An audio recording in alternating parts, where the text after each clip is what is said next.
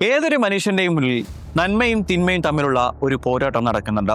എന്നിരുന്നാൽ പോലും ജന്മം നൽകിയ മാതാവിനെയും ജനനം നൽകിയ പിഞ്ചു കുഞ്ഞിനെയും ക്രൂരമായി കൊലപ്പെടുത്തി തൊലിയുരിച്ച് മറ്റാരും കാണാതെ ഒളിപ്പിച്ചു വെക്കാനും ഒഴുക്കിക്കളയാനും ഒരു സ്ത്രീയെ കൊണ്ട് സാധിക്കുമോ? ലോകം ഇതുവരെ കേട്ടതിൽ വെച്ച് ഏറ്റവും ഭീതിജനകവും ഭയാനകരവുമായ ഒരു കൊലപാതകമാണിത്. ഇന്തോനേഷ്യയിലെ ഒരു ശാന്തമായ നഗരത്തിൽ നടന്ന ഈ കൊലപാതകം ഇന്തോനേഷ്യയിലെ മുഴുവൻ ജനങ്ങളെയും പോലീസുകാരെയും ഒരുപോലെ ഭയത്തിലാഴ്ത്തുകയും ചെയ്തു. പണം, പക, അസൂയ, മറ്റുള്ള പീഡനങ്ങൾ, ഇത്തരത്തിൽ ഒരു കുടുംബത്തിൽ നിന്ന് ഉണ്ടായേക്കാവുന്ന മറ്റുള്ള ഇരുണ്ട മുഖങ്ങൾ, ഇതെല്ലാം അവസാനം എത്തിച്ചേർന്നത് ഒരു ക്രൂരമായ കൊലപാതകത്തിലേക്കാണ്. ഇന്ന് നമ്മൾ സംസാരിക്കാൻ പോകുന്നത് ഇന്തോനേഷ്യയിലെ തഞ്ചൂർ കൊലപാതകത്തിനെ കുറിച്ചാണ്. Welcome to crime story Malayalam.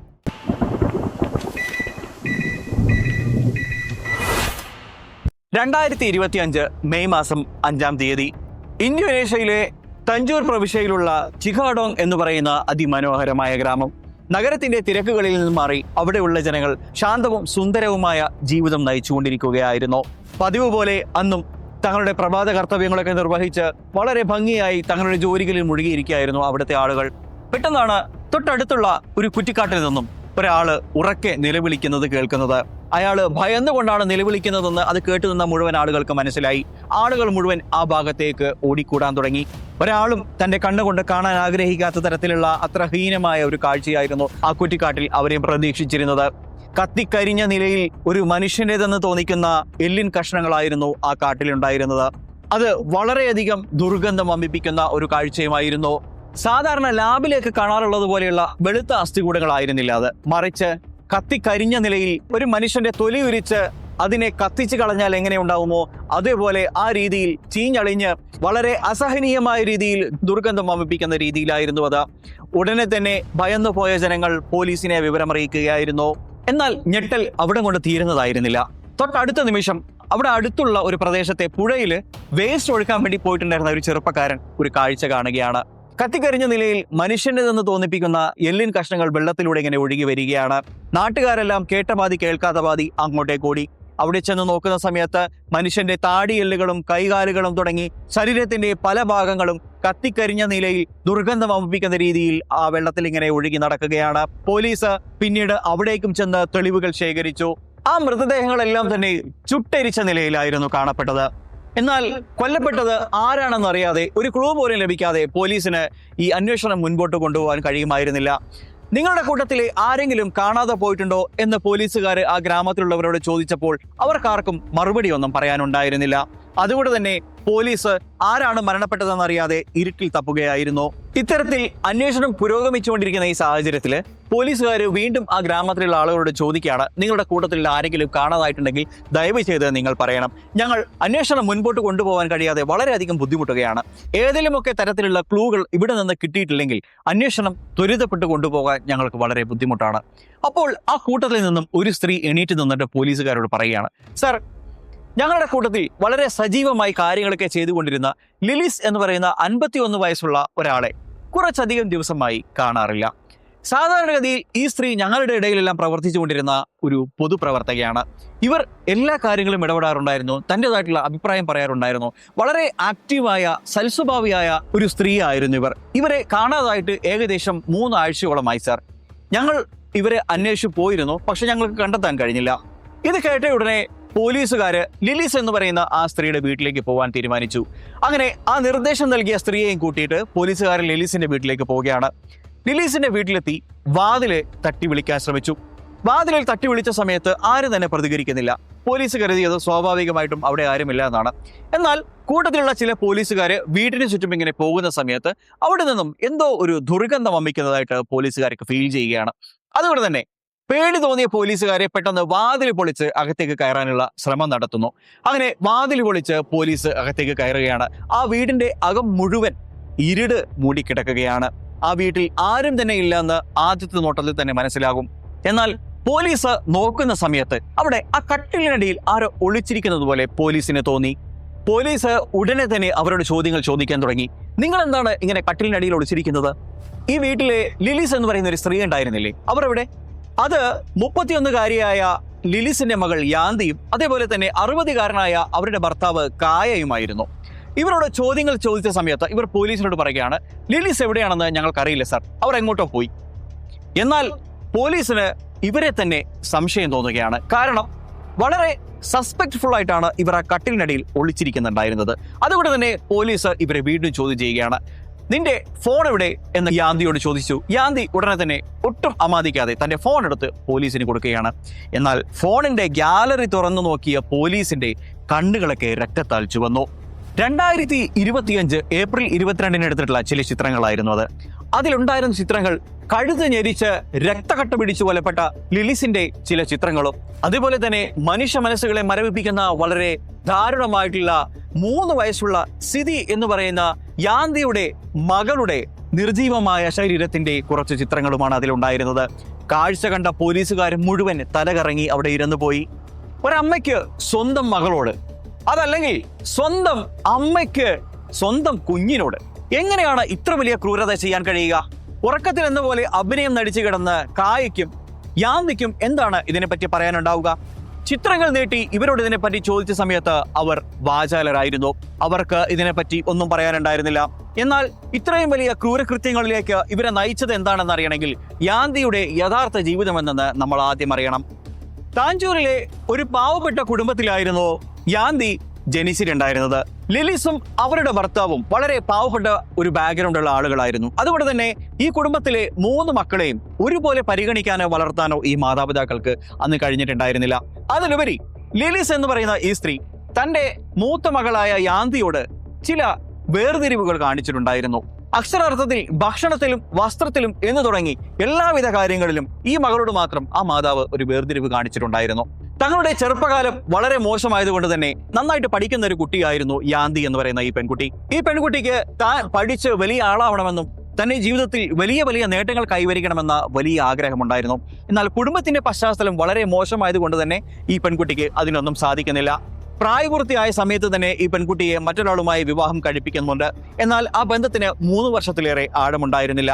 3 വർഷം കൊണ്ട് തന്നെ അയാളുമായി പൊരുത്തപ്പെട്ട് ജീവിക്കാൻ ഈ പെൺകുട്ടിക്ക് കഴിയാത്തത് കൊണ്ട് തന്റെ 3 വയസ്സുള്ള മകളുമായി മാതാവിന്റെ വീട്ടിലേക്ക് യാന്തി എന്ന് പറയുന്ന ഈ പെൺകുട്ടി തിരികെ വരികയാണ്.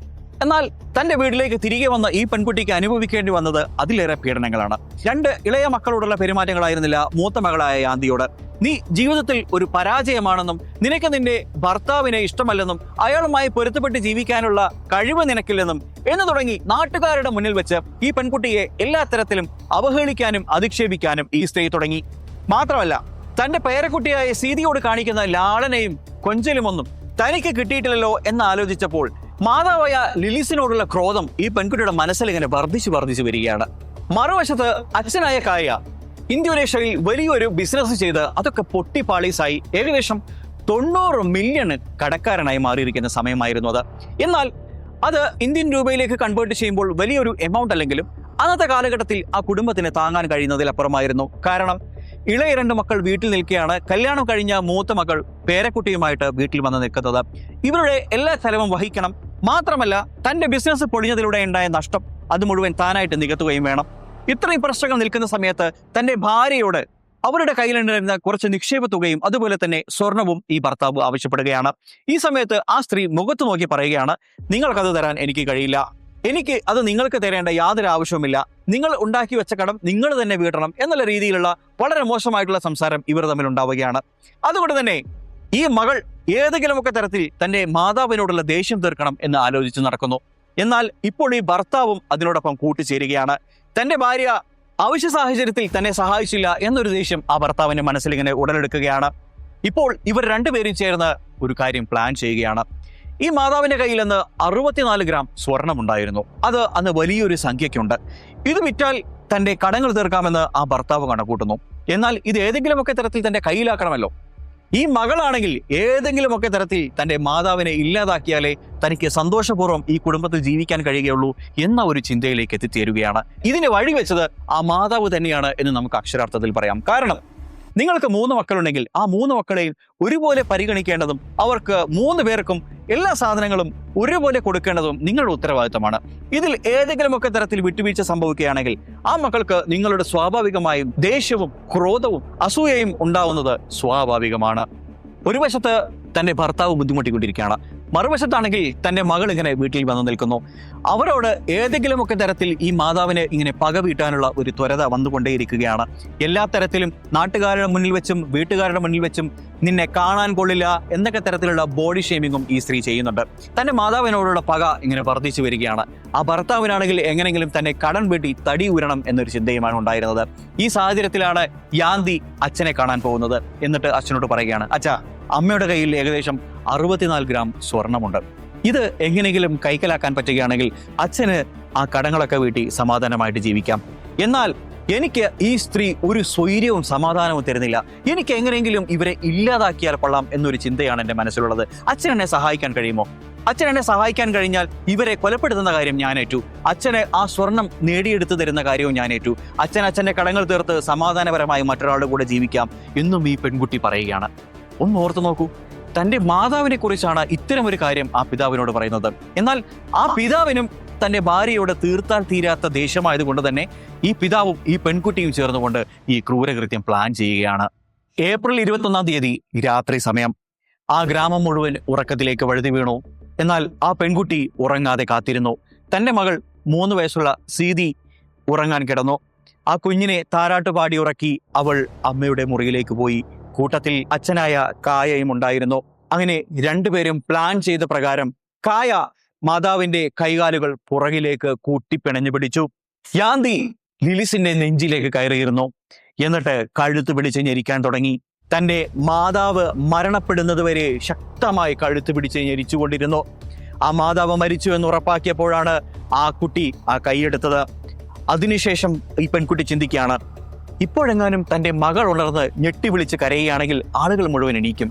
ഈ ക്രൂരകൃത്യം ആളുകൾ മുഴുവൻ മനസ്സിലാക്കും. അതുകൊണ്ട് തന്നെ തൻ്റെ കുഞ്ഞിനെയും ഇല്ലാതാക്കുന്നതാണ് നല്ലത് എന്ന് ഈ പെൺകുട്ടി ചിന്തിക്കുകയാണ്. ഉറങ്ങിക്കിടന്ന ആ പിഞ്ചു കുഞ്ഞിനെ മുറിയിലേക്ക് ഈ സ്ത്രീ പോവുകയാണ്. എന്നിട്ട് ആ കുഞ്ഞിൻ്റെ കഴുത്ത് ഞെരിച്ചുകൊണ്ട് ജന്മം നൽകിയ മാതാവിനെ കൊന്നതുപോലെ താൻ ജന്മം നൽകിയ കുഞ്ഞിനെയും ഇല്ലാതാക്കി. ഏകദേശം 4 ദിവസത്തോളം ആ വീട്ടിൽ കിടന്ന് ആ മൃതദേഹങ്ങൾ അഴുകിയൊലിച്ചു. എന്നാൽ ഇവർ ഈ കൊലപാതകം ചെയ്യുന്നതിനിടയിൽ ലിലിസ് തന്റെ ജീവന് വേണ്ടി പടയുന്നുണ്ട്. അപ്പോൾ ശക്തമായി ആ അമ്മയുടെ മുഖത്ത് ക്രൂരമായി നോക്കിക്കൊണ്ട് ആ യാന്തി എന്ന് പറയുന്ന പെൺകുട്ടി ശക്തമായി ഞെരിച്ച് തന്റെ മാതാവ് കൊന്നു എന്ന് അക്ഷരാർത്ഥത്തിൽ ഉറപ്പുവരുത്തുകയാണ്. പിന്നീട് ലിലിസിന്റെ മരണം ഉറപ്പാക്കിയതിനു ശേഷം കായ് അവരുടെ ശരീരത്തിലുണ്ടായിരുന്ന സ്വർണ്ണാഭരണങ്ങൾ മുഴുവൻ ഊരിയെടുക്കുന്നുണ്ട്. എന്നാൽ ഈ മൃതദേഹങ്ങൾ ചീഞ്ഞളിഞ്ഞു തുടങ്ങിയപ്പോഴാണ് ഈ വിവരങ്ങൾ മുഴുവൻ പുറത്തറിയും എന്ന് മനസ്സിലാക്കി ഈ തെളിവുകൾ ഇല്ലാതാക്കാൻ ഇവർ ശ്രമം തുടങ്ങിയത്. ആദ്യഘട്ടങ്ങളിൽ ഇവർ ഈ മൃതദേഹങ്ങൾ കഷണമാക്കി മാറ്റുന്നു. പിന്നീട് അതിന്റെ തൊലി ഉരിഞ്ഞെടുത്ത് അതിനെ ചുട്ടുകരിക്കുന്നു. എന്നിട്ട് മറ്റാരും കാണാനിടയില്ലാത്ത ഗ്രാമത്തിന്റെ ചില ഭാഗങ്ങളിൽ കൊണ്ടുപോയി ഒഴുക്കിക്കളയുന്നു. ഇത്തരത്തിൽ ഒഴുക്കിക്കളഞ്ഞ മൃതദേഹത്തിന്റെ ഭാഗങ്ങളാണ് നേരത്തെ നമ്മൾ പറഞ്ഞ ആ ഗ്രാമത്തിന്റെ ചില ഭാഗങ്ങളിൽ നിന്നും കിട്ടിയിട്ടുള്ള മനുഷ്യ ശരീരത്തിന്റെ ചില ഭാഗങ്ങൾ. എന്നാൽ താൻ പിടിക്കപ്പെടുമെന്ന് മനസ്സിലാക്കിയിട്ടും ഈ കുറ്റകൃത്യങ്ങളുടെ ഫൂട്ടേജുകൾ ആ ഫോണിൽ യാന്തി എന്തുകൊണ്ടാണ് പകർത്തി വെച്ചിട്ടുണ്ടാവുക? മാനസിക വിദഗ്ധരുമായി നടത്തിയ ചർച്ചയിൽ അവർ പറയപ്പെടുന്നത് ഇങ്ങനെയാണ്: തന്റെ മാതാവിനോടുള്ള തീർത്താൽ തീരാത്ത പകയാണ് ഇത്തരത്തിൽ ആ ഫോട്ടോകൾ വീണ്ടും കാണുമ്പോൾ ആത്മനിർവൃതി അടയാൻ വേണ്ടിയിട്ടാണ് ഇത്തരത്തിൽ ആ ഫോട്ടോകൾ ആ ഫോണിൽ എടുത്തു വെച്ചിട്ടുണ്ടായിരുന്നത്. അതുകൊണ്ട് തന്നെ അത് വീണ്ടും എടുത്തു കാണുന്ന സമയത്ത് തന്റെ ശത്രു എന്നേക്കുമായി ഇല്ലാതാക്കി എന്ന ഒരു ചിന്ത ആ പെൺകുട്ടിക്ക് വരികയും തനിക്ക് ഇത്രയും കാലം കിട്ടാതിരുന്ന സന്തോഷം അതിൽ നിന്ന് കിട്ടുകയും ചെയ്യുന്നുണ്ടാവാം എന്നാണ് അവർ ഇതിന് പിന്നിൽ നിന്ന് കണ്ടെത്തിയത്. എന്നാൽ പോലീസിന് മുന്നിൽ പിടിക്കപ്പെട്ടപ്പോൾ ഈ പെൺകുട്ടി മറ്റൊരു നാടകം നടത്തുകയാണ്. താൻ ഇന്തോനേഷ്യൻ കഥകളിലെ പ്രേതമായ ജെൻഡറോവിന്റെ ഉത്തരവ് പ്രകാരമാണ് ഇത്തരത്തിലൊരു കൊലപാതകം ചെയ്തതെന്നാണ് ഈ പെൺകുട്ടി വരുത്തി തീർക്കാൻ ശ്രമിച്ചത്. താനൊരു മാനസിക രോഗിയാണെന്ന് പറയാനാണ് ഈ പെൺകുട്ടി ശ്രമിച്ചത്. എന്നാൽ വിദഗ്ധരുടെ അഭിപ്രായ പ്രകാരം ഈ പെൺകുട്ടിക്ക് കൗൺസിലിംഗ് കൊടുത്ത സമയത്ത് മാനസികപരമായി ഈ പെൺകുട്ടിക്ക് യാതൊരു പ്രശ്നവുമില്ലെന്നും ഇത്തരമൊരു കൊലപാതകം ചെയ്തതിൽ നിന്ന് രക്ഷ നേടാൻ വേണ്ടിയിട്ടാണ് ഇത്തരമൊരു നാടകം അഭിനയിക്കുന്നതെന്നും അവർ കണ്ടെത്തുകയായിരുന്നു. ഒടുവിൽ അവൾ കുറ്റം സമ്മതിച്ചു. അച്ഛൻ കായയ്ക്കും മകളായ യാന്തിക്കുമെതിരെ വധശിക്ഷയോ അല്ലെങ്കിൽ കഠിന തടവോ കിട്ടാവുന്ന രീതിയിലുള്ള കുറ്റകൃത്യങ്ങളാണ് പോലീസ് ചുമത്തിയിരിക്കുന്നത്. പ്രിയപ്പെട്ടവരെ, ഈ കഥ നമ്മളെ പഠിപ്പിക്കുന്നത് എന്തൊക്കെ പാഠങ്ങളാണ്? ചെറുപ്പകാലങ്ങളിൽ കുട്ടികൾക്കുണ്ടാവുന്ന മാനസിക വിഷമങ്ങളും അവഗണനയുമെല്ലാം ഒരുപാട് ബുദ്ധിമുട്ടുകൾ കുട്ടികൾക്കുണ്ടാക്കാറുണ്ട്, മാനസിക പ്രശ്നങ്ങളും ഉണ്ടാക്കാറുണ്ട്. എന്നാൽ അതെല്ലാം കൊലപാതകം ചെയ്യാനുള്ള ഒരു കാരണമാണോ? ഒരിക്കലുമല്ല. യാന്തി എന്ന് പറയുന്ന ഈ പെൺകുട്ടിയുടെ മുന്നിൽ ഒരുപാട് വഴികൾ ഉണ്ടായിരുന്നു. ഒന്നുകിൽ മാറി താമസിക്കാമായിരുന്നു, അതല്ലെങ്കിൽ മറ്റേതെങ്കിലും രീതിയിലുള്ള സഹായം മറ്റാരോടെങ്കിലും ആവശ്യപ്പെടാമായിരുന്നു. എന്നാൽ ഇതിനെയെല്ലാം മാറ്റിക്കൊണ്ട് ആ പെൺകുട്ടി കൊലപാതകം എന്ന് പറയുന്ന ഒരു വഴിയാണ് തിരഞ്ഞെടുത്തത്. എന്നാൽ ഇതിലെ ഏറ്റവും വലിയ ഇര എന്ന് പറയുന്നത് ഒന്നും അറിയാത്ത, ഒരു തെറ്റും ചെയ്യാത്ത നിഷ്കളങ്കയായ 3 വയസ്സുള്ള സിതി എന്ന് പറയുന്ന ആ ചെറിയ പെൺകുട്ടിയാണ്. പ്രിയപ്പെട്ടവരെ, ഈ ക്രൈം നടന്നത് ഇന്തോനേഷ്യയിലാണെങ്കിലും മനുഷ്യ മനസ്സുകളെ മരവിപ്പിക്കുന്ന ഇത്തരം ക്രൈമുകളെ കുറിച്ച് നിങ്ങളുടെ അഭിപ്രായങ്ങൾ എന്താണെന്നുള്ളത് തീർച്ചയായും ഈ വീഡിയോയ്ക്ക് താഴെ കമന്റ് ചെയ്യാൻ മറക്കരുത്. ഞങ്ങളുടെ ചാനൽ സബ്സ്ക്രൈബ് ചെയ്യാൻ, വീഡിയോ ഉപകാരപ്രദമാണെങ്കിൽ മറ്റുള്ളവരിലേക്ക് ഷെയർ ചെയ്യാനും മറക്കരുത്. നാളെ മറ്റൊരു ക്രൈം സ്റ്റോറിയുമായിട്ട് വീണ്ടും കാണാം. അതുവരേക്കും ഗുഡ് ബൈ.